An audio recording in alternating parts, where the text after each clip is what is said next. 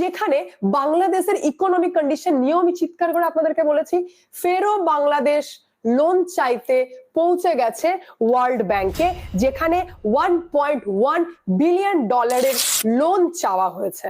আপনারা ঠিকই শুনছেন, ফেরও ভিক্ষা চেয়েছে বাংলাদেশ ওয়ার্ল্ড ব্যাংকের কাছে, বলছেন যে আমরা আমাদের এরিয়াকে উন্নত করতে চাই, সুতরাং আমাদেরকে প্লিজ আপনারা লোন দিন। যেখানে তিনটে বিষয়কে সামনে রেখে লোন চাওয়া হয়েছে: স্বাস্থ্য, পুষ্টি এবং চট্টগ্রামে জল সরবরাহ উন্নয়নের একটা প্রকল্প করবেন। এই তিনটে প্রকল্পের জন্য লোন চাওয়া হয়েছে, যার জন্য ওয়ার্ল্ড ব্যাংক এবং এশিয়ান ডেভেলপমেন্ট ব্যাংক তারা লোনটাকে বলেছেন ঠিক আছে দেওয়া হবে।